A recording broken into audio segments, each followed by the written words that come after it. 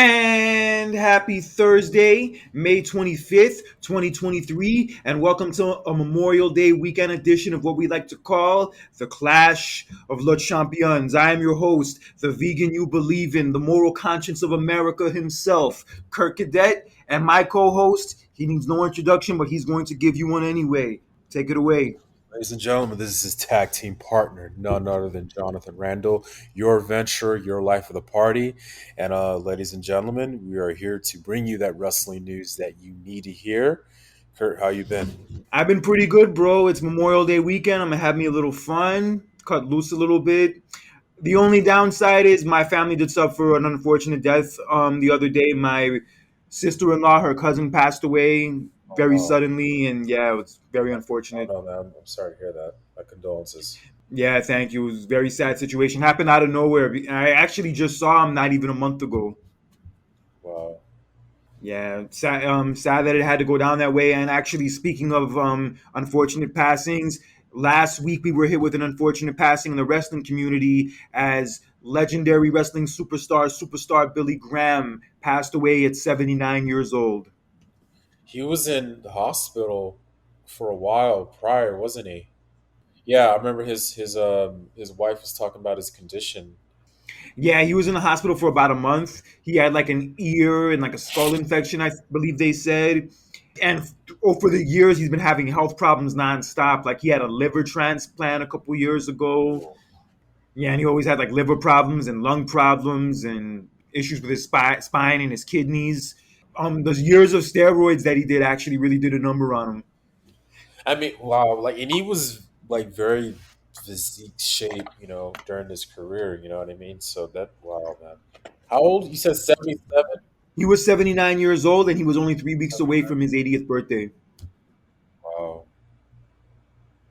And the thing about superstar Billy Graham is that not only was he known for his physique, he was kind of the prelude to like the kind of wrestling personalities and also wrestling bodies we would see in the 80s. Like before Hogan and like Hercules and Warlord and all those guys with those crazy physiques, he was like the pioneer of that. Okay. Because up until that point in the 70s, there was like nobody who looked like superstar Billy Graham. No fucking Right. way. Right. Wow. Yeah, that guy was fucking ripped. And he had charisma out the ass too. That dude had mad charisma. Wow. He was Dang. the reflection of perfection. And he looked like it. He looked like he had that it factor, as Bruce Pritchard always likes to say, that it factor. So The man of the hour, too pretty sweet to much, be sour. Yeah, that dude stay having wow, those dope catchphrases. pretty much the first one to start all of that. Wow. You know what? My condolences to him and his family. But the other day, just yesterday, by the way, we had another unfortunate tragedy. Tina Turner passed away. Yes, at 83 years old. She actually had a stroke about 10 years ago, which I actually did not know about. And she Me neither. actually even had to learn to walk again. I did not know that. Yeah, and also, yeah, she had been going through some illnesses for a couple years, and unfortunately, it caught up to her yesterday, and she's no longer with us. Wow. Oh, But back to Billy Graham real fast. Yeah, like his physique and also like his whole presence and his charisma really made him stand out in that era. And then he eventually beat Bruno Sammartino to become WWE champion. And he was like one of those first like real heel champions to get like a significantly long run with the title. really? Because like back then, heel champions would be kind of like used more as like transitional champions, kind of like how Iron Sheik was Yeah. used as one between Bob Backlund and Hogan. That's kind of what like bad guy Yeah. champions were used as back then. But superstar Billy Graham had so much momentum that he actually kept it for like almost a year. Actually, I did not realize he was a heel. you didn't realize he was a heel, bro? Really? No, I didn't know he was like a heel at the time. Yeah, he was, man. Yeah, of course he was. Wow.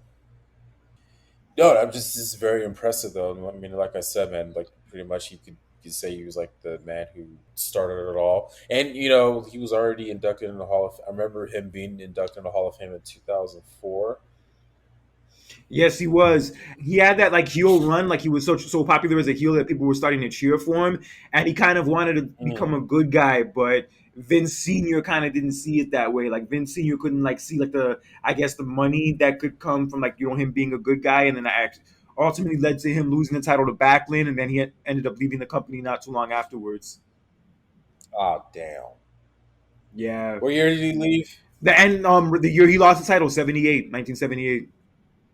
Is that it? Okay. He came Wow. he came back for a few stints like afterwards, like I think like in 82 or 83, and then he came back like in the late 80s when he was the manager of Don Morocco. You remember, and like he also was like a commentator during that time also, like when he was bald. And Hmm. you remember him at WrestleMania 4 in SummerSlam 88, right? Yeah. Yeah, he was actually originally supposed to be on Hogan's Survivor Series team in '87, but then they did an angle where the one man gang splashed him on the floor, and then he had to be carried out by Don Morocco. Don Morocco came to save him, and that's how he ended up managing him. But that was pretty much the end of his career when they did that whole angle. I see. I see. Okay. Hmm. And then infamously he was known as like one of the people who was coming out against WWE like during the whole steroid allegations that went on in the early 90s. Like he was on Phil Donahue, he was on the Hard Copy and Current Affair and all these shows talking about how Hogan was like lying to kids and like was like committing child abuse by telling kids to take their vitamins, but the vitamins he's really probably talking about is drugs, and how like he personally Huh. injected Hogan with steroids at WrestleMania 3, and also the Ring Boy scandal shit with Pat Patterson, where like Pat Patterson was accused of like sexually harassing like some of the employees. He was kind of admitting that Pat Patterson did that and that he saw him do that and all that stuff. Wow. Yeah, not the best time for him in the company. Definitely some bad feelings. But then they eventually made peace and he went into the Hall of Fame. But I actually heard he pawned his Hall of Fame ring. Are you serious? Why? Yeah, I heard that. I don't know, man. Maybe he needed the money. I don't know, man. Yeah. Why? Yeah, he had a bunch of different operations, a bunch of different like health issues over the years, and unfortunately, that's led to his passing. Hmm. But regardless, the dude was definitely a pioneer. He was definitely somebody ahead of his time. That's one thing that I would say that stands out about him most is that he was ahead of his time. Yeah. Without and also I feel like WWE got the term WWE superstars from Him. superstar Billy Graham. Yeah, Hmm. exactly. And without him, there would have been no Hogan. There would have been no Jesse Ventura. All those guys, you would have never seen that shit had it not been for superstar Billy Graham. Wow. So rest in peace to him, and yes, also rest in peace to Tina Turner. And one thing I will say about Tina Turner is that she is definitely one of those faces of like women empowerment and like standing up for yourself and not being controlled by a man who's abusing you and setting yourself free of that Oof. bullshit. You seen the movie What's Love Got to Do with It, right? It's a real story, bro. Of course, it's a real story, and yes, of course, I've seen Yeah. it. Yeah, yeah. Yeah. Yeah, I know that. Come on, that Bro, Tina Ike and Tina thing was no joke. yeah, and it wasn't even that. I remember watching that movie 2 years ago, and it wasn't even just the fact that he beat her up. I was just watching that movie, and I was just saying, "Damn, this Ike Turner dude fucking sucks. Like this dude is mad whack. Like if I ever hung out with him in person, I would be like, yo, get me the fuck out of here now. Ew, Yeah. whack ass, shitty ass people, man. Shit is for the birds." And with that, all that considered, that's why like you felt so good and so happy, like in that one scene where she finally stands up to him and finally like fights back in the limo. I actually like that line in Deuces that they where they reference that Really? that one line where the dude says like it finally hit me, like Tina did Ike in the limo, it finally hit me. Oh my god. You get it because in that scene, that's where Yeah. Tina it finally hit her and then she had enough and then she went after his ass. Yep. And then she ran across the highway to that hotel to check in. And she was like all bloodied up and all beaten up. I can imagine what the real life scene of that was like. Oh, I don't want to know. Oh my god. Yeah, but I remember watching a documentary on HBO Max and like yeah, just listening to different interviews from her talking about that. If I could describe her in one word, it would be mature. Yeah. Because even though Ike Turner did all the shit that he did to her, like she still like didn't have it in her heart to hate him. She like more felt sorry for him and pitied him than anything else. Yeah. She needed to walk away from that marriage, man, and Of course, she needed to walk away from that marriage, bro. I heard the story. I actually watched her behind the music on VH1 years ago. I heard the story like the first time she asked him for a divorce, he hit her in the face with an iron. what? Yeah, she said that shit. on a documentary. Damn. I know they didn't show that in the movie, but Oh no, obviously I'm sure that yeah, obviously I'm sure that happened among other things we probably didn't see. right. And it's funny that one scene where he rapes her, that was actually my first exposure. The first time I'd ever seen rape, the first time I'd ever seen a rape was that scene in that movie. Oh yeah, yeah. I remember that scene. Yeah, and I've been seeing all these memes online where the Lawrence Fishburne is Ike Turner looking at heaven, like waiting for Tina Turner to get there with that look on his And face. bro, that was way too. Like, social media has I'm like, no come chill. It's on, not come even a on. day yet. It's not even a day yet. Nah, but honestly, another favorite scene of mine in the movie is the end where like Ike Turner tries to confront Tina Turner when she's about to go perform, and he like pulls out a gun, and she's like, "Is that gun supposed to scare me?" Damn. Like that was the real power where like he even tried to pull a gun out on her, and he's like, "Yo," and she's like, "Yo, I'm not afraid of you. Who the fuck are you? I got a show to do." Sheesh. Yeah, and it's funny. What's love got to do with it? For as much of a hit as it was, initially she didn't want to do it. Initially she rejected it. Oh really? Oh Yeah, because she didn't want to do like slow and like sad, sappy love songs. She wanted to do more upbeat shit at that point. So when they yeah. pitched it to her, she initially wasn't crazy about it, but then she eventually agreed to it, and the rest was history. Pretty much became like. I mean, she has a lot of hits though, but I'm literally like that's like top three for her, hands Oh, down. hands down, bro. She won like 5 Grammys for that song. Oof. Yeah, she was bodying shit. Like in 84, 84, Tina Turner was popping, bro. Oh yeah, I remember. She was also in the third Mad Max movie, Beyond Thunderdome. Yeah, she had that song from it too. Yeah, We don't need another hero. We don't need to know the way home. Yo, she kills that shit, man. I know one song some people may not know though, but she did. She sung the theme song for the movie Goldeneye for James Bond. Oh, for real? Yeah, I posted clips of the music video on my Instagram yesterday. Yeah, but it's so crazy. I was just watching on What's Love Got to Do with It video like a week ago. It's just basically her walking through New York City and like in different scenes. Really? Yeah, Yeah. That but song for Goldeneye.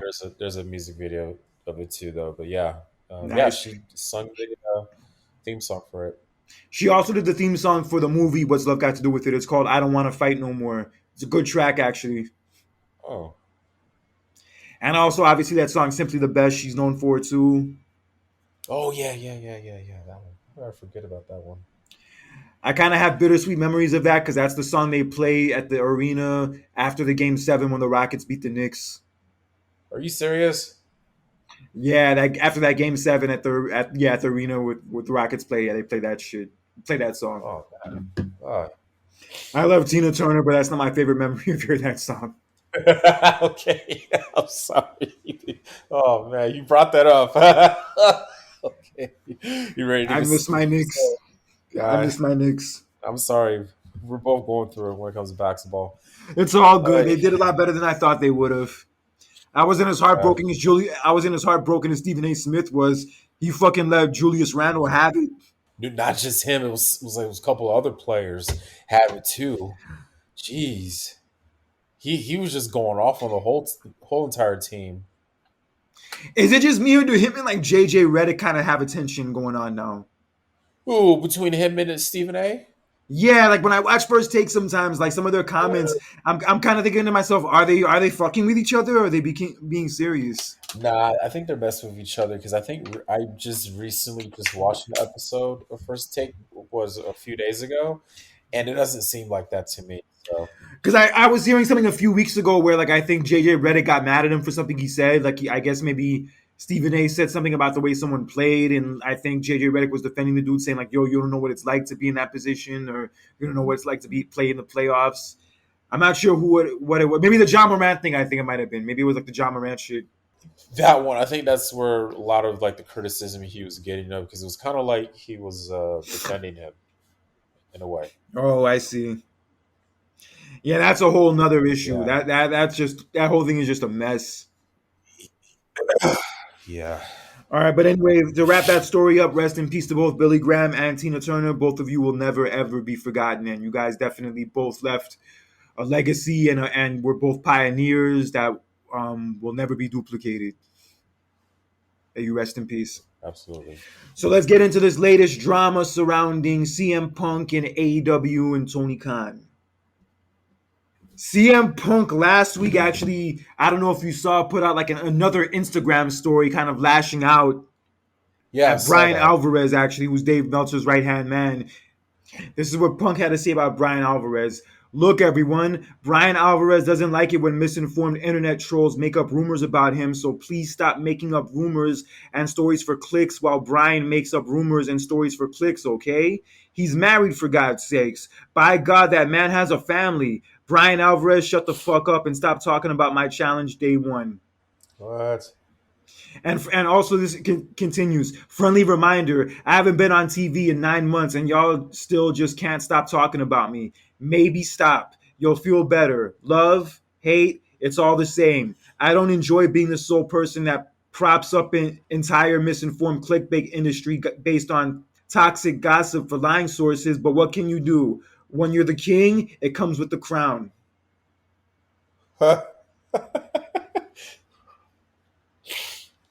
And then he did or released like a mini video talking about how like people need the one thing he doesn't like about like the whole internet wrestling community is how like they kind of take sides on certain things that like they're not involved in, like, and they try to act like they're team this person, team that person, when they don't even know that person, they don't even know that whole story. Right. But basically at the end of that video he just like basically told everybody like who does that to like fuck off. Not in those exact words, but close enough. Oh, this is. So yeah, he put out that like mini story on Instagram, and then it came out last week that he was having issues with Tony Khan and like talks had stalled between the two of them because supposedly they did agree to bring back that Ace Steel dude who was also involved in the scrimmage at All Out, but then it came out that they only agreed to bring him back, but he as long as he's like he wouldn't be like at the shows and actually be traveling with them, he would like more work from home. And apparently Punk found out about the fact that he wouldn't be actually on the road and at the shows, and that's what caused them to have like another rift. And then it came out on Oh, Monday that Tony Khan was like threatening legal action against CM Punk, and that for the time being his name was off that whole Collision show that I told you that they were probably going to be centering around him. So yeah, like wow. all that shit was going around, and all that shit was coming up. That that was kind of maybe making you think that it's not going to work out after all. But Tony Khan did announce last night that that Collision show will be premiering June 17th, and it will be premiering at the United Center in Chicago. So, which means of all this confusion that most likely he will be there. Yeah, I believe that he wouldn't have announced the fact that it was actually going to be in Chicago if it didn't mean he was coming back. Wow.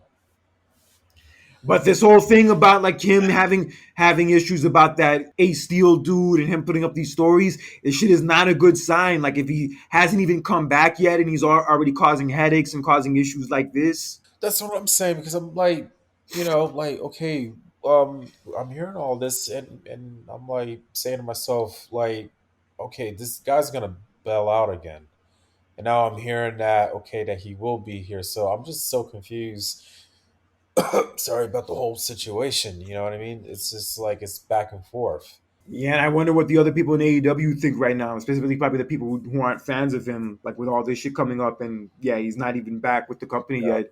And I'm surprised they're even true. bringing this Ace Steel dude back, considering that he bit one of them. I think Kenny Omega, yeah, he bit. Yeah, did he? I don't ever recall of him like apologizing. I don't think anyone's apologized at all. And I heard supposedly that the Bucks did talk about the whole thing in an interview during that All Access show on AEW, but they cut it out of the show. Right. And Right. apparently, and I was hearing things that they might have signed like an NDA where they can't talk about it. Oh yeah. Yeah, so that Wow.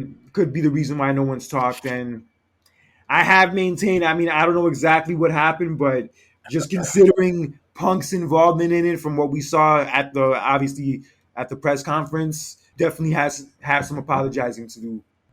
Thought he had did that already. I heard him and Jericho had a talk, and the talk went well. But he still hasn't like talked to the Bucks, and he hasn't talked to Kenny Omega. But I think we talked about it a few weeks ago, where he went to go visit Raw backstage, and he like talked to the Miz and talked to Triple H, and was kind of maybe sending a message to those guys that, hey, I can squash it with you guys, and we can move past this and make money together. But who knows? Only time will tell.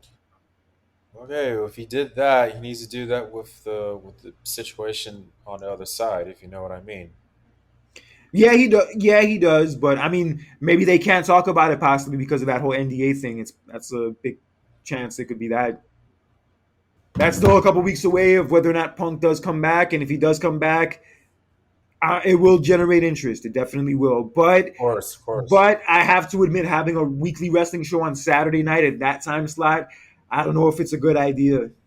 On a Saturday, Saturday night. If it was yeah, Saturday, like yeah, mid afternoon, like maybe 5 o'clock, 6 o'clock, that's different. But yo, Saturday night at 8 to 10, that's pushing it, bro.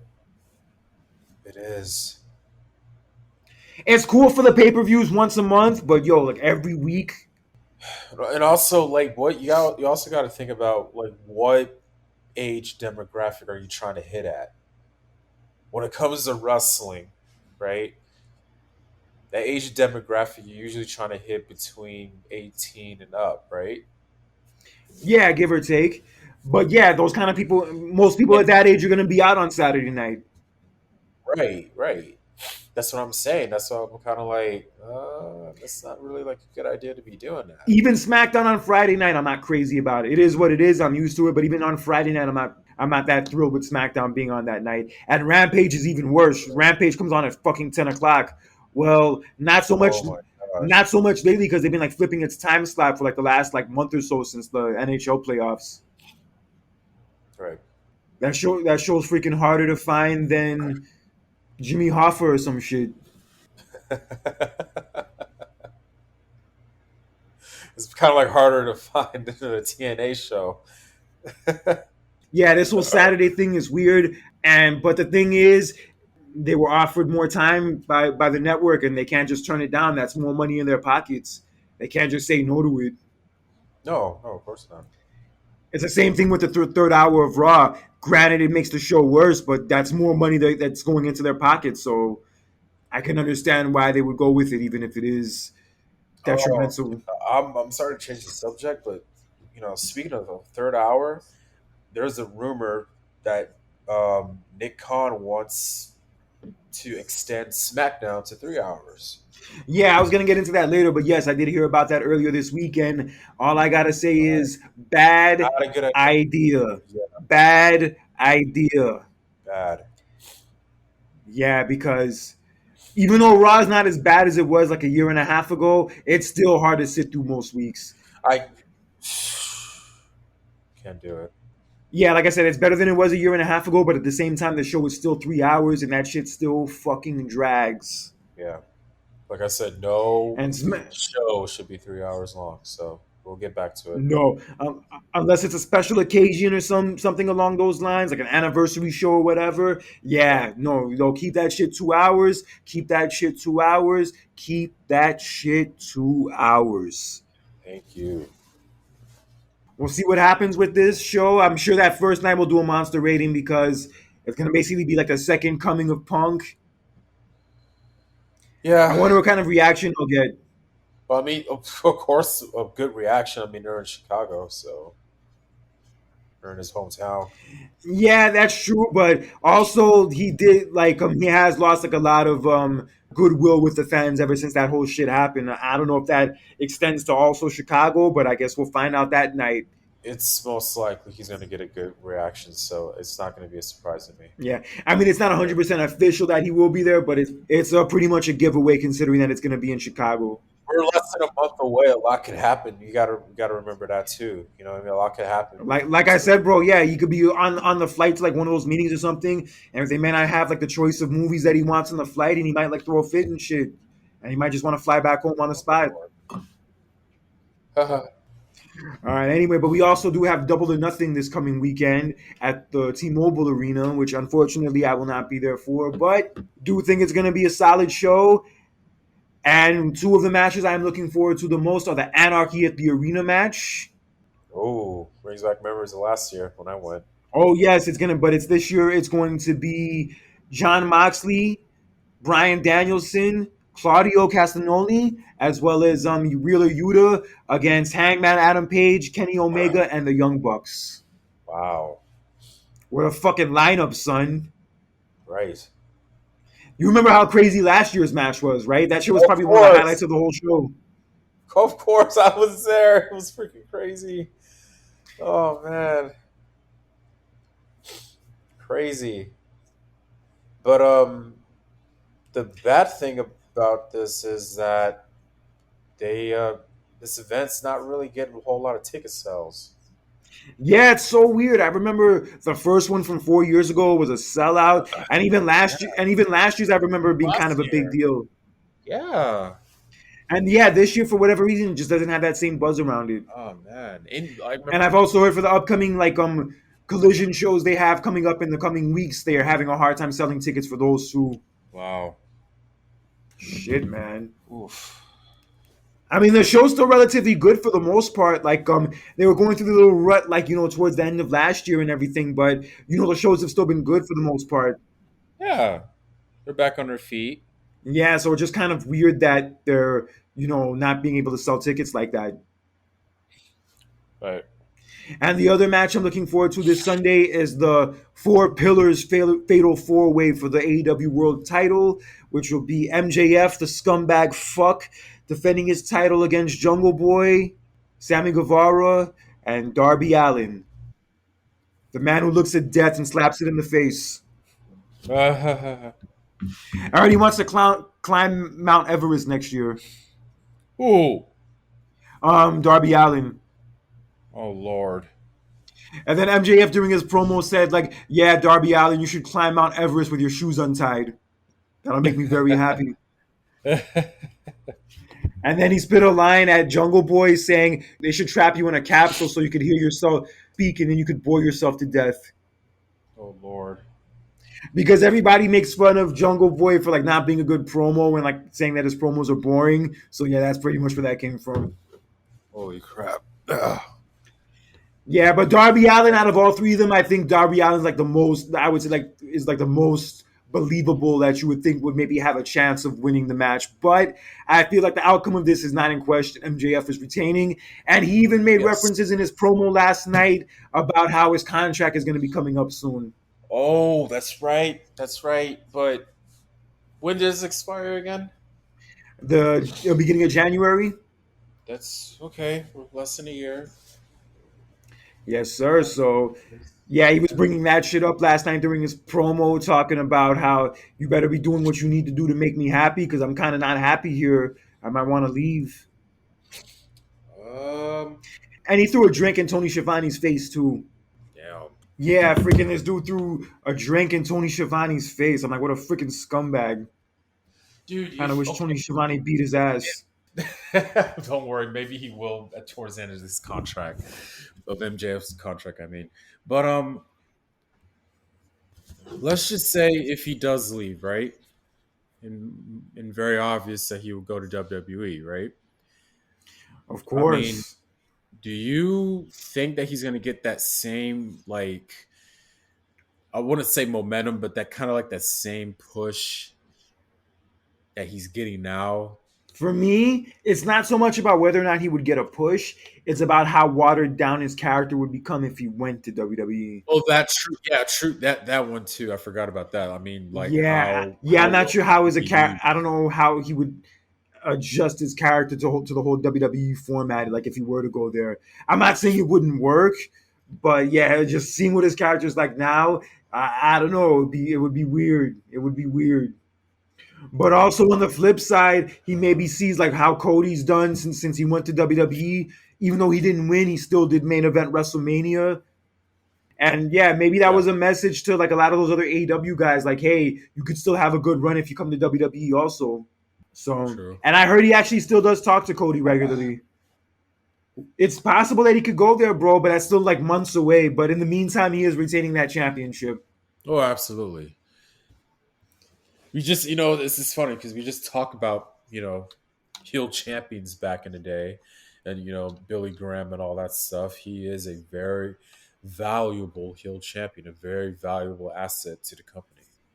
Yeah, he's a great champion. He's been a great champion so far. And that Iron Man match that he had with Bryan Danielson at the last pay per view was probably one. Oh, amazing! That was his best title defense. And not only that, I would say it's one of the three best Iron Man matches in wrestling history. I think it's in top Okay, three, okay. maybe even number one. I'll have maybe number two behind Sean and Brett. I'm sorry. Nah, that one was better than Sean and Brett. I'm sorry. Nah, that one was way better than Sean and Brett was. Why? Because the pace of the match. It was just good, man. They actually had falls. They had like a 5 minute overtime, and the way and the ending to it also. The ending of it was crazy, where you almost thought Brian wasn't gonna tap out. He kept his hand up. He thought he was gonna pass out, but then he actually ended up tapping out. Right. Yeah, the Iron Man match with Sean and Brett was still great, but nah, the Sean and Brett one's not even in my top three personally. Are you serious? My top three are MJF and Brian Danielson, Rock and Triple H, and Brock and Kurt Angle. Okay. Yeah, to be honest, a lot of people think the Iron Man match with Brett and Sean's a little overrated. I disagree. That was your first time doing a match like that. Those Iron Man matches are, to me, are supposed to be a marathon, not a track meet. You know what I mean? So I think after the first time, they kind of like, okay, let's not make it slow paced. Let's just build some falls. It didn't build up, not towards pretty much not towards the end of the match because he had no falls. It looked like Sean was going to submit within the last seconds of the match, but he didn't. Then you have an overtime, so that was like a first something, you know. Yeah, I mean, it was still good. I still liked it. Don't get me wrong, but like the first half hour of it kind of drags a little bit, but then it does pick up, and I still enjoy it personally. But I'm not. But I will say there were better Iron Man matches than that one, Oh, okay. my opinion. All right, but anyway, yes, we have Double or Nothing this Sunday. Those are the two main matches I'm looking forward to, and I also think Jamie Hayter and Tony Storm will be solid too. Huh. And also we have a TNT title ladder match with Wardlow against Christian Cage. Oh, interesting. Okay. And it's funny, you know who Wardlow reminds me of? Actually, Who? that Mike Barnes dude from Cobra Kai, Karate Kid 3. Are you serious? You know who I'm talking about, right? I think I do. Yeah. In that fifth season episode, he had the furniture store. Like Daniel tried to confront him, and Yeah. then he Yeah. realized he's just Yeah. a regular guy. And then Chosen Yeah. tries, and then Chosen beats up like all of his employees. Yeah. And then they all end up fighting each other. Then they're all like sitting on the couch with like bandage with like ice packs on. Oh my god. No, but yeah, that's who Wardlow reminds me of, that Mike Barnes guy. Wow. Remember, like in that one scene in the end of the season, like where he hijacks the Hummer limo, and then he's like, "Yo, we took my entire life. We say we go over there and beat his ass." Yo, I heard the writer's strike is gonna affect Cobra Kai actually. Oh, that crap is no joke. So, oh yeah, because it's all over Hollywood. Yeah. Oh man. Yeah, I Um, mean, look, as much as I like to see the show go on, if these writers aren't getting paid what they're supposed to, that's not right. yeah. I think wasn't it supposed to like get replaced with something else? That was like another reason why they're going on strike, or I'm not sure what the reason was per se. I know that there was like a bunch of people who walked out in solidarity. Like for instance, the girl from Big Bang Theory who was like hosting Jeopardy, she like bowed out of it because of the whole strike because like she wanted to show her loyalty to the writers. yeah. And Drew Barrymore was supposed to host MTV Awards, but she also backed out of that because of the strike. Also, Oh wow. those are some that I've heard about. Maybe there's been other ones that I haven't seen or heard of, but those are the main ones that pop up to me. Dang. Yeah, shit's crazy. But in any event, and also, unfortunately, over the last week or so, we've had three unfortunate incidents and injuries involving some of the women, including Liv Morgan, who suffered an injured shoulder, by Dakota Oh, Kai, who in that same spot and same match suffered a torn ACL. Damn. And because of that, Liv Morgan and Raquel Rodriguez had to relinquish their women's tag team titles. Yes, they did, and it's going to be up in a fatal four way this coming Monday on Raw. And Raquel's found another tag team partner in Shotzi. But damn, that's crazy. This is Raquel's like third tag team partner in not even a year. Ugh, yikes. Shit, man. And yeah, but in this situation, it was out of control. Liv Morgan got injured. What are you gonna do? Yeah. Yeah, Liv Morgan apparently will be out for a while, and Dakota Kai with a torn ACL, she's gonna be out probably at least 6 months. Yikes. Poor Liv Morgan, man. Damn. And also in other women's injury news, Mercedes Mone was injured by breaking her ankle in the finals of the NJPW Strong Women's Championship tournament when she was wrestling Willow Nightingale. And during the match, she broke her ankle. And as a result, the finish of the match was changed to Willow winning. And Willow Nightingale is now the new Strong Women's Champion. But Mercedes will now be out for an extended period of time. Yikes, man. And she was on the top turnbuckle and she dropped on her leg, man. Yeah. It's unfortunate. It sucks, man. It's bad timing because she's been on such a roll lately. Like ever since she, started wrestling again and started doing the Japan stuff, it's like kind of given a new life in a Yeah. sense. Damn it. Broken ankle. I think the timeline for that might be maybe 4 months, give or take. So unfortunate time, man. But Yeah. So 3 major injuries involving the women in wrestling over the course of not even 2 yeah. weeks. It's too bad, man. Three very talented women at that, Right. but I think the worst case is probably Dakota Kai. That's probably the worst injury out of all three of them. Really? More than Mercedes Monet? It sucks. Like mainly the timing of it sucks, but yeah, it also sucks. But I'm saying that Mercedes' injury, she'll be back in a quicker time than Dakota Oh, you talk. Kai will be from her You injury. talk. Oh, my bad. I thought. Sorry, I thought you were talking about like which injury impact is the worst. I thought you were talking about the severe because Liv Morgan's. Now, Yeah. which Right. Okay. I get what you mean. Dakota Kai has a torn ACL and Liv Morgan injured her shoulder. Right. Okay.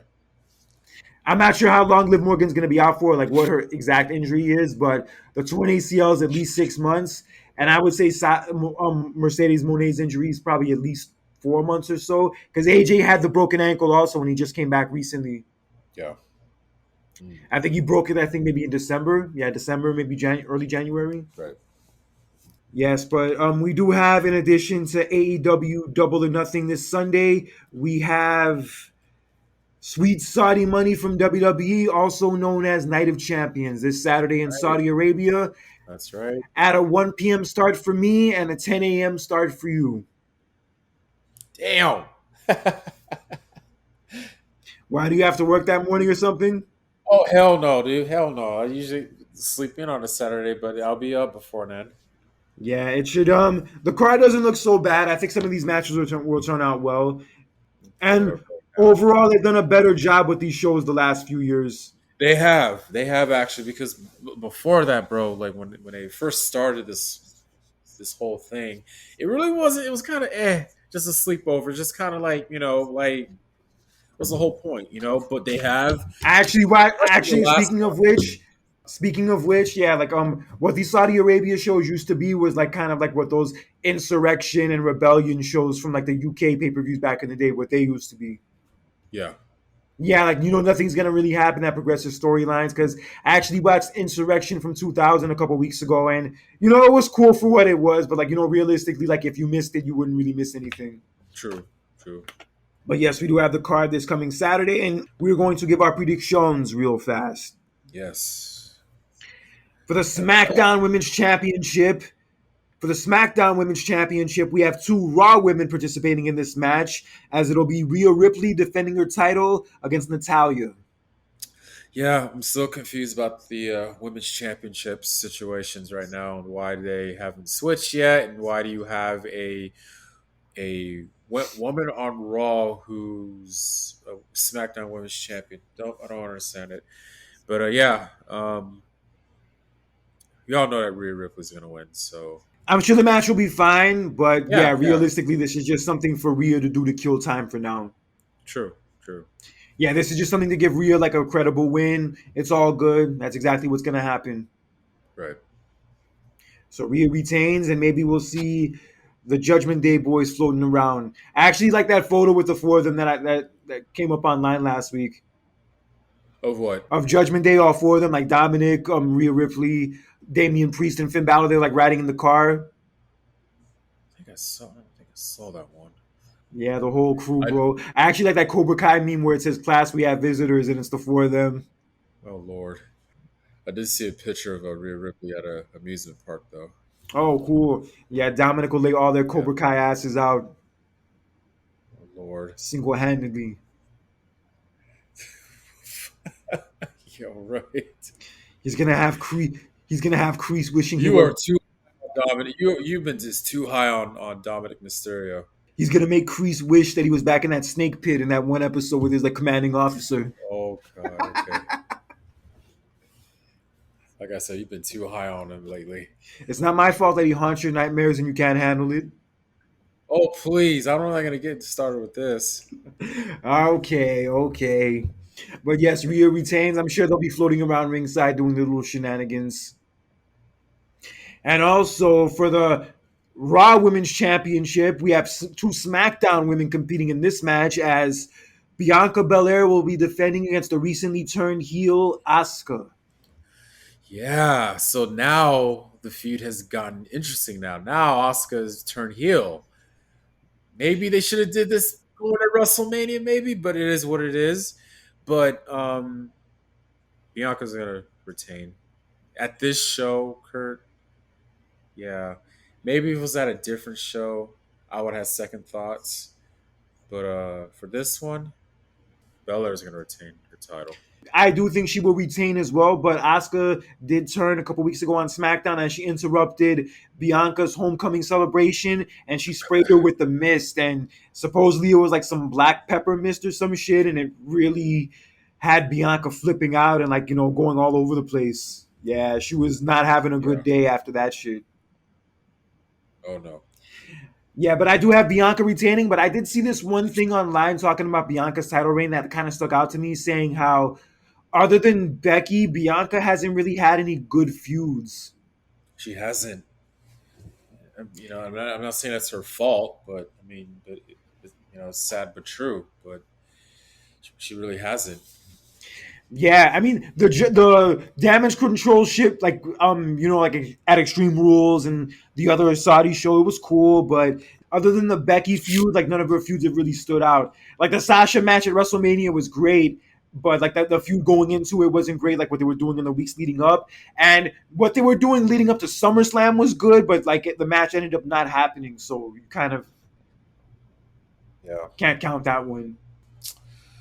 Oh boy. Yeah, I think Bianca retains, but yeah, they need to switch something up with her soon. Because I think I talked to you about this a few weeks ago, how like there was a report going out that they're going to be doing some serious changes to her and also the Street Profits. And I guess it might maybe instead of the Street Profits splitting up, maybe they're going to turn them heel also and have Bianca turn heel, and they all become like a stable maybe. Hmm. And maybe they could feud with LWO. I'm not even just saying that to be funny. I'm being serious. They could they could really pull something off with that. Like now that I think about it. Really gonna do the right? Gonna do a black versus Latino feud? Oh my I wasn't god! even thinking about it like that. It's just like it's two different teams or No, whatever. no, I know. Yeah, yeah, yeah. But we'll Stuff like that's always cool. actually. I like the table for 3 episodes I watched a few months ago with Rhea Ripley, Bianca, and also Zelina Vega. Mm. I didn't realize how close most of them were. Like especially like Zelina with Rhea Ripley. It was cool. It was interesting seeing how really close they are and like how they like feed off of each other when they work together. Oh, That kind I of didn't makes me know that appreciate either. their match at Backlash a little more too. Yeah, So yeah, Bianca retains, no surprise. It'll be cool for what it was. Their match at WrestleMania was good, even with the bad build aside, and I expect them to have a good match here too. yeah. All right, moving on, we have Becky Lynch taking on Trish Stratus. Oh my goodness! Now, see, I was expecting them. Well, at first, I thought they were gonna wait like, oh, they're gonna wait till SummerSlam, but I was like, wait, with the momentum of the feud, it's kind of like, man, if they wait that long, it's gonna die off. So it's like the right timing for them to do this match, but it's not over. It will extend. I think this match will end in no contest, which will further extend the feud. I think Trish is gonna win by like cheating somehow, and then yeah, that's what's gonna make the Uh, feud continue. I know this feud is not ending on Saturday. I think it's definitely gonna be more than one match, but I think Trish somehow like cheats and finds a way to win that way. okay. Did you watch the contract signing between Becky and Trish? Of course I did. I like that line Becky said. I didn't realize it at first until like the light bulb went off in my head when she Yeah, said that like she yeah, mentioned her like barking like a dog or some shit. yeah. Yeah, like the reference to that Referencing when promo when Trish Vince did. barked like a, yeah. Yeah, that shit. Yep. Crazy. Fucking A. Crazy. Wow. But a lot of people wouldn't have even known that. People probably, and even me included, like that shit probably flew over a lot of people's heads. Yeah. At first it did. When I saw, I was like, oh snap! No, she did not. Yeah, but I do have Trish winning. I'm not sure if they're gonna stretch this to SummerSlam because like the way it's looking now, I don't know if they can really stretch it that long. SummerSlam's in early August, correct? Yeah, it is, but from like the way the feud's going so far, like stretching it that long out, I'm not sure, but we'll see. We'll see what happens. Oh, okay.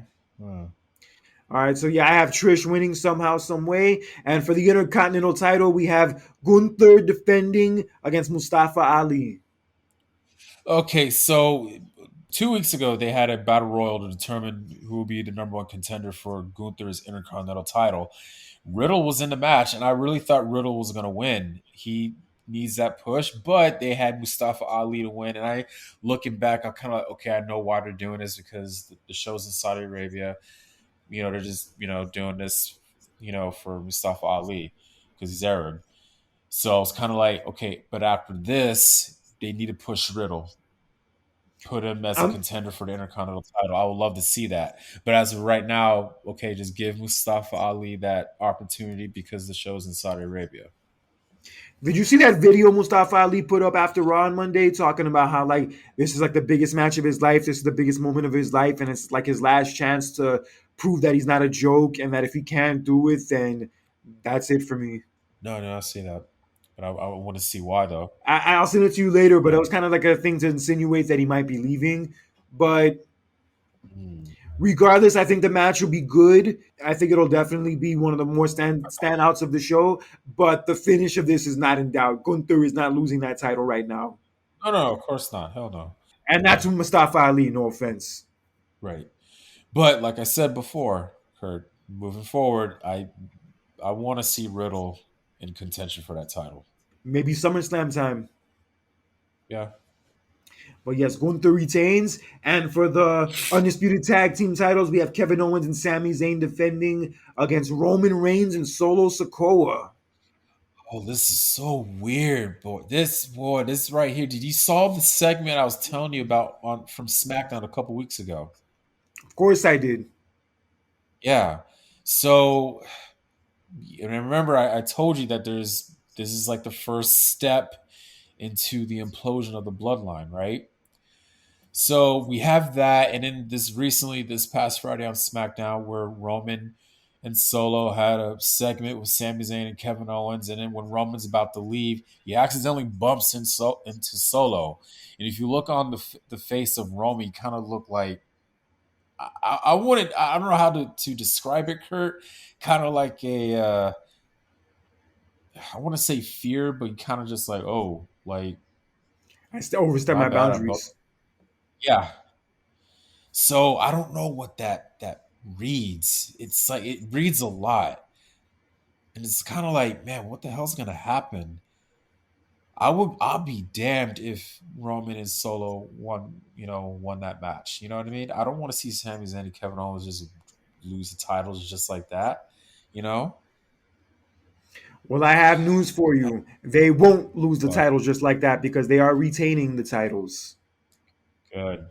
With the tension they've been building with Roman and Sokoa and the Usos lately, where like Roman was calling out the Usos for like ever for how bad they've been performing ever since WrestleMania, and like he got in Jimmy's face and started pie facing him, and then like they're getting the Yeah. title shot in this match and not the Usos. And then last week when like the Usos tried to attack Sammy and Kevin Owens, and then Roman got pissed at them. So then they end up losing the match to the LWO, and then Roman was also upset after that. So it's kind of like, yeah, they're really building that dissension, and I think the Usos are going to Yeah. somehow try to get involved and try to help Roman and Sokoa, and it's going to backfire, and Sammy and Kevin Owens are going to take advantage and win. Pretty much build more dissension, and because the Solos going to be the ones going to lose by the pinfall. Yeah, probably more than likely. And also, happy birthday to Roman Reigns as he turns 38 years old today. Oh, for Yeah, happy birthday to him. oh wow, And Saturday will be him surpassing 1,000 days as the Universal Champion. oh wow. So this is what they forsaked giving the title to Cody at WrestleMania for him to reach 1,000 days at this show as champion, and he's not even defending the title at it. True. He's in a tag team title match. Tag team title match, but not defending his title. I get, yeah, I see what you mean. I see what you mean, bro. Yeah, but I see what they're doing. I see what the direction that is that they're going in, but they could have still kind of done this without Roman being the champion, but whatever is what it is. But everyone agrees, like the more time goes on, the more these stories have been playing out since WrestleMania, the more you like see it was a mistake to have it end the way it did. True, true. I'm just waiting for the final. What's the final like climax of all this, man? So it's like And will it be I don't know, will man. it be at SummerSlam, or will we have to wait all the way till WrestleMania next year? I cannot wait that long, dude. Well, a part of me feels like they are going to do that, but it's like, damn, I can't wait that long. Jeez. Yeah, and apparently I've been hearing that like some of their like ever since WrestleMania, like things haven't been going the way they thought it would as far as like a lot of their characters and a lot of their stories since Really? then. Oh, A really? lot a lot of people, Really? yeah, a lot of people feel like they've been cooled off since WrestleMania, I guess. Huh. Yeah, like other than Backlash, like yeah, other than Backlash, everything that's been happening since WrestleMania has been kind of a letdown, I guess. Oh, really? Ah. Ah. Well, I just hope this is good. One of the things that will probably also stand out about it is the next match we're going to talk about is it will be Cody Rhodes against Brock Lesnar in a fight, whatever that means. I wish there was a stipulation in the match, like a no disqualification or I think it being a whatever. fight is kind of maybe insinuating that, but I guess we'll find out when the match starts. Dude, that segment when Cody and Lesnar are supposed to meet face to face didn't start off in the right way because Cody was backstage and then Lesnar attacks him and I think he had like a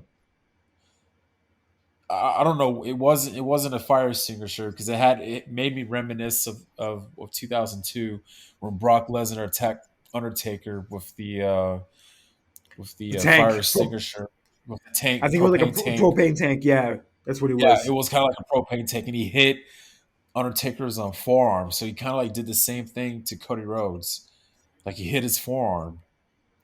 And then So Cody tried to come out later in the show to fight Brock, even when in that condition, even when like his arm in a sling, he still tried to go to yeah, fight Brock, and then Brock put him in the Kimura lock, and yeah, yeah, they had to carry him out again, and it got yeah, to the point where Triple H actually showed up to his locker room and tried to talk sense into him and try to talk him out of fighting, and then Cody basically challenged him, saying, "Bro, what would you do if you were me?"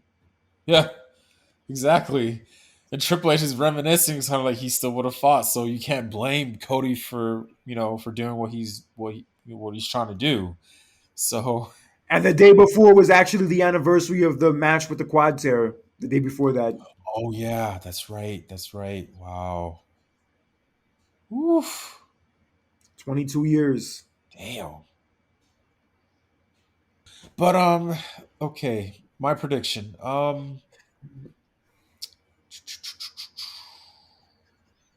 This feud is not over And with you saying it's not over, I think Brock wins this match.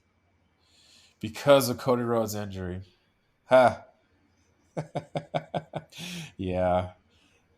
Yeah, Yeah, and I feel like if they're gonna make it a series, then Brock at least needs to win one of them. So true, it might as well be this one. true. So yeah, I agree. And then last but not least, and I hope this is the main event, Kurt. It better be for the pretty much the tournament final for the World Heavyweight Championship. We have Seth freaking Rollins versus AJ Styles. So Yeah. before that, I was like, yeah, Seth is going to win. But I found out like a week ago that Seth Rollins is going to be in the new Captain America movie that he's been filming a lot. And they're quite, and at first they were quite unsure if they were going to put the title on him because of his filming schedule. But then at the same time, I was like, all right, so if they put the title on AJ Styles, but you got to remember, AJ Styles is on SmackDown, so and that World Heavyweight title, Kurt, is exclusive to Raw. So if AJ were to win, would that mean they would put AJ on Raw? It's possible they could do that. They could move him and his whole stable to Raw. And it's also possible that Rollins filming that movie was maybe just for that day. Maybe he was only filming for that one day. True. I don't know why everybody was overreacting, but Honestly, this match could go either way for me. I honestly can't predict who will win, I but think Seth will win. Did you watch? I will. Have you? Were you watching like the the little interviews in between Raw that Seth had with Corey Graves? Yeah, I watched them. They were good. Yeah, I liked them too. Yeah, I gave you. It Yeah, I like that it gave you an insight to him, and also I like when they do interviews like this when you like really get to like get more in depth to the person, where like you can kind of feel more invested in them in this sense. true. It has been a while since they do stuff like that, and also another thing, Kurt, it makes the match like important. It's making it. It's not like oh, it's just like a whatever. It's making this match like important because the whole point of the interview is like what is getting this championship means to them. That was like the whole point of it. And it went deeper and deeper and deeper about whoever, about the character. That's what I liked about it. And the thing is, as before we went on to air, Kurt, I told him that this match needs to be the main event because a lot of people, fans, even AJ Styles, feels like the World Heavyweight title feels like a secondary title. If you're the company, business wise, you want to prove those naysayers wrong. Okay? You want to make this match your last match. You've done this tournament. Make it the last match. Make it feel like it is important because the fact of the legacy and the history behind that belt. Kurt, during the early phases of the brand split, like from 2002 up until 2005, when the World Heavyweight title was on Raw, Kurt, I favored that title over the WWE title because of the importance of it, because how well they made it so important. So if they want to prove everybody wrong, Kurt, you got to make this match the last match of your night. And maybe they will. I could see it going on last, They possibly, need to. I'll be pissed if they don't. or it could go on first. No, that I'm would just piss me joking. I'm off if joking. I'm that. joking. That's one thing. I was actually watching these different lists about like ranking the top 10 best world champions in WWE history. I'm sorry, like ranking the top 10 best world heavyweight title reigns in WWE history and the top 10 worst ones. And yeah, like Yeah. it was like them going into depth of like each person's like reign and why it was good or why it was bad. Yeah, like you saw like a lot of interesting stuff they brought up and a lot of memories they brought back. And the one thing that stood out to me is like that belt like really started to feel less special like in that 2000 like 11, 12 period, third, like Oh those last like man. 2 3 years it was Oh around. yeah. Oh my Like god. there was like a few 2 years in a row period where like the world title match opened WrestleMania. That one year where it was an 18-second match. Yeah. Oh my goodness. Yeah, I remember that, dude. I think the last time to me where the world heavyweight title was like special was 2007. I would say maybe more 2009. I think 2009 was still a solid year for it. Oh yeah, true though because you had well yeah because remember Xena yeah yeah but you got to remember at that time I started as a fan Kurt I was starting to slowly phase off from it I guess that's why I was saying that but Uh, I remember the title was on SmackDown the majority of that year, and a lot of people actually rave about that 2009 SmackDown period. And even though WWE as a whole was getting whacked that time frame, people do rave about that like 2009 SmackDown period with that like Jeff Hardy and Punk feud, which pretty much yeah. surrendered around that title. And then Undertaker had that belt for a little while afterwards. So that was like I think that was the last good year for that belt. Was like '09. Yeah, that was the last good year it had. Okay.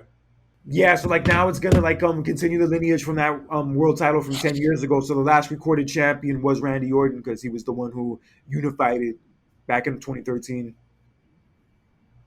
Right. Right. Yeah, that is true. But I kind of have a feeling now that I think about where they're gonna be, and if it does go on last, I think it's gonna be Rollins who wins. True, because he has so much momentum. He hasn't had a push like this in a while, so he needs that.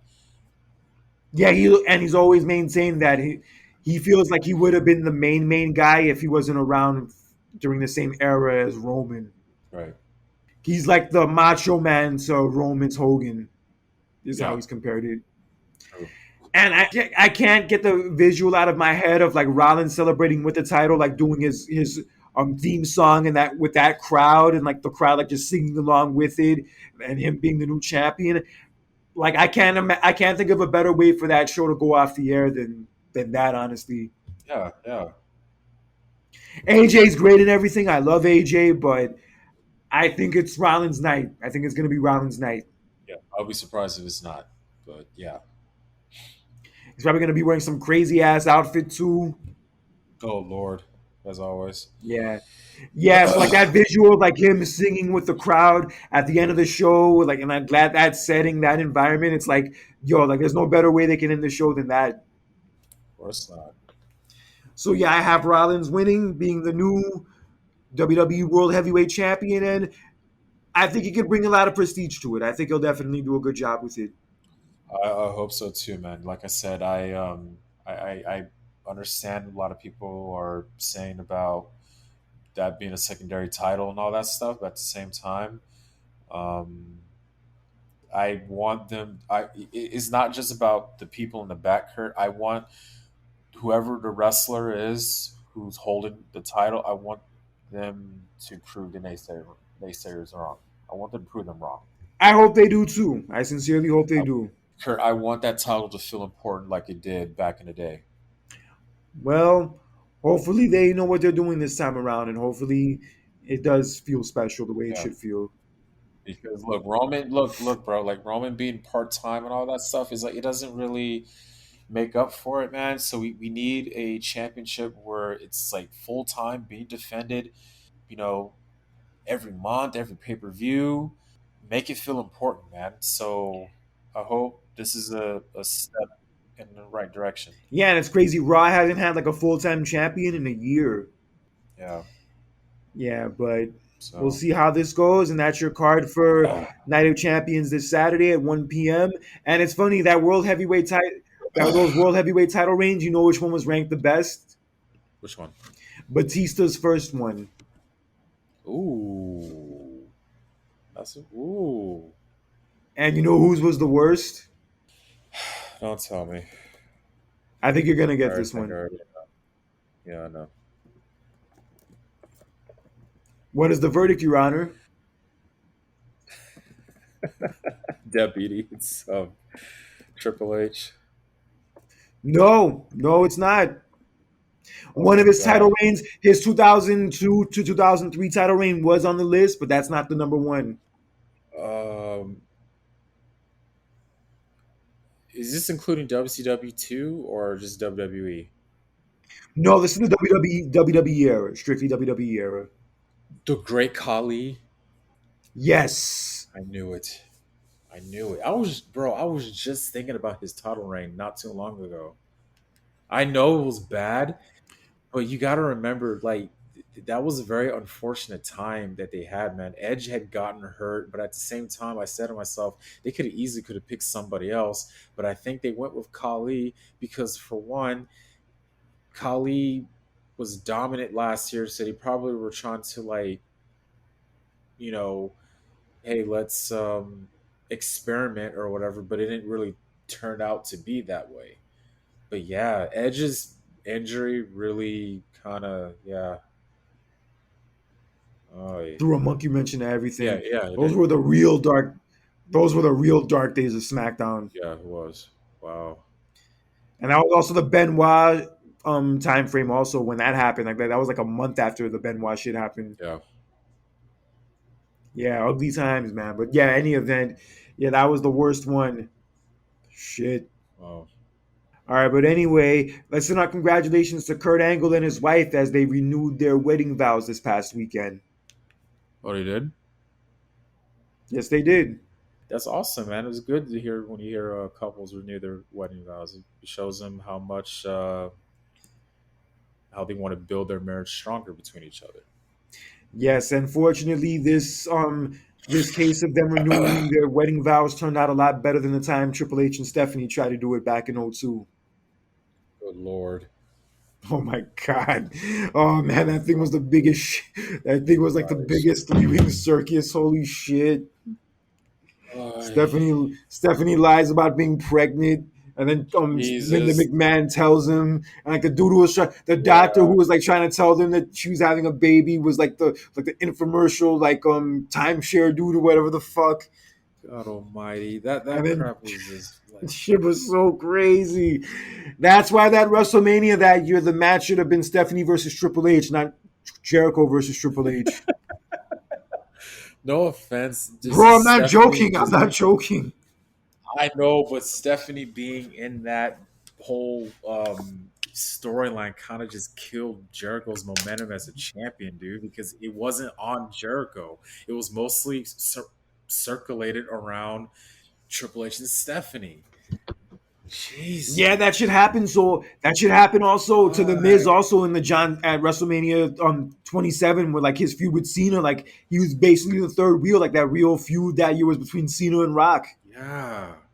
I feel bad for wrestlers whenever you're in that position where it's like you're in the match, but it's kind of like you're kind of like the third wheel because somebody else is involved. And the story between those two other people was like a bigger deal and has more heat to it than the other person. True. And like the another True. example I could think of, although not as extreme, was the SummerSlam 2000 main event. The triple threat between Triple H, Rock, and Kurt Angle. Wow. Yeah, where like The Rock was basically the odd person out. Yeah, and then to make it worse than that, yeah, you're the champion and you're literally like the top guy of the business because Stone Cold is gone. Yeah. Oof. Yeah, this is like The Rock at the height of his popularity, and there's this feud that pretty much makes him the odd person out, and that's a good ass feud when you make The Rock like the person who kind of like feels like he's the fourth wheel because, because it was the main heat was between Triple H and Angle and also Stephanie. Yeah. Yeah. Like Wow. I think if Rock wasn't the champion, he probably wouldn't have been involved. True. Yeah. Very true. All right, but in any event, yes. So congratulations to them. And we saw that list of like the best WWE debuts that WWE dropped last weekend. I know you had some things to say about it. Okay. Lord Jesus, I saw that list. First of all, where the hell is Chris Jericho? No, sorry. Why the hell is Chris Jericho all the way at number 10? Bro, I've learned a long time ago like to not really take these lists seriously because I feel like it's just a way to get for them to get people riled up. And considering like their past, like with these lists and whatnot, it's kind of like, bro, I'm not even gonna like flip out about this. I know. It's just that I just look. I'm not trying to bash the Shield. I think the company kind of like overrides that stable just a little bit too much because you're hyping it up as number one, and to me, it's not like it's top three, but it's not number one. Like, I'm just gonna go straight on the record. Kurt, the best debut was Kane. And Kane was ranked as number two on this list. Yeah, yeah, Yeah, I would say if they were gonna rank a number one, it should have been Kane. The Shield yeah. one was Because cool, but the Kane one was monumental. bro, they build it up for months, man. Because it was a surprise that wow, Undertaker has a brother who he thought he was dead, and Paul Bearer has been hyping up this guy for months, and then Kane finally shows up at pretty much at You could say bad timing for Undertaker because he was just about to win his match against Shawn Michaels in Hell in a Cell. But as for the company's standpoint as a fan, it's good timing because it made you had a story and you extended it more. And then you finally get to see who this person looks like. And you never seen a person look like this before. Yeah, it blew my mind that night that it happened, and I can't think of any other one that stands out the most to me other than Jericho's. Yeah, Jericho's in '99, where he literally interrupts The Rock's promo. The Rock's promo, I pretty much thought when The Rock is still white hot, and when WWE is white hot, and like Raw's the hottest show. In the middle of that, that's when he makes his debut. Yeah. And they're in Chicago too. Yes, they were in Chicago, and that was the week WWE was also on MTV. Oh, right, right, right, right. Yeah, yeah, that shit was no joke, man. That debut was a great way for him to show that, yo, I'm here to stay. I am here to Yeah. stay. And Hmm. they had like Ronda's debut at the Royal Rumble is like number 4, I think I saw. It's too high. It was number five. It was nice and everything, but yo, there were way better debuts than that. Hell, Taz's debut they didn't mention. They didn't even mention Taz's debut at Royal Rumble 2000. Right. Yeah, Taz's debut at Royal Rumble was Her nuts. her her debut was higher than Lesnar. That right there was like like wow. Yeah, like Lesnar's debut was crazy because of the sense that like he just manhandled all those dudes. Poor Yeah. Spike Dudley getting it the worst, Yeah. Oh, as always. and Heyman debuted as his mouthpiece and also his advocate. And we Yeah. hadn't seen Heyman on TV for a few months after the invasion thing wrapped up. And this is like Heyman's pretty much first stint as a manager in WWE, pretty much ever since he came there. Because the last time he was really a manager was like, yeah, in WCW when he was the Paulie character. Right. Yeah, so yeah, that shit was also nuts, and obviously it went on to pay off well. And also, obviously, they're not going to mention this debut, but the Radicals one was also a memorable one too. Yeah, that one too. That was a good debut. Booker T's debut at King of the Ring when he slammed Austin Yeah. to the table. Mm-hmm. Yeah, I just thought it was a little bit too high. I was even looking at the top 10 like best like premier live events they had too though. Oh, since the new millennium. Yeah, I knew WrestleMania 17 was going to be on the list though, but I felt that SummerSlam 2002 should have been on that list. Yeah, it should have been. They did put Survivor Series 2002 on the list though. Yeah. Also, Royal Rumble 2000 was on that list. WrestleMania 31 was on that list.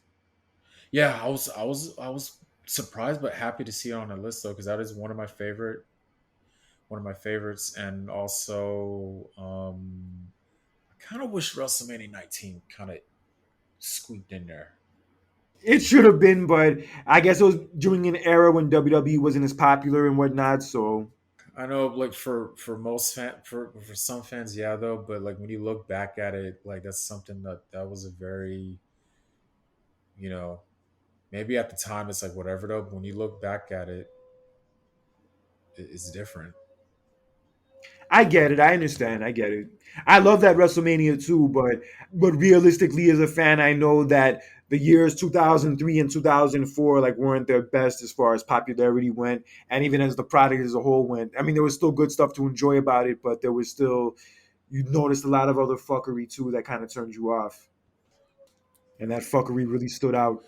Well, for the popularity part, but I mean, just for me, I mean, you got to remember that how old I was at the time. It was just white hot to me, so I really didn't even care about if it was not popular or not. So Yeah, yeah, your perspective on 2003, yes, just is so different from mine because yeah, you were younger and I had been around for years and I've been watching for years and I noticed that like it's not as popular as it was like in 98, 99, 2000. I noticed that difference. I'm like, yeah, it's not there. and I get it, and I heard fans.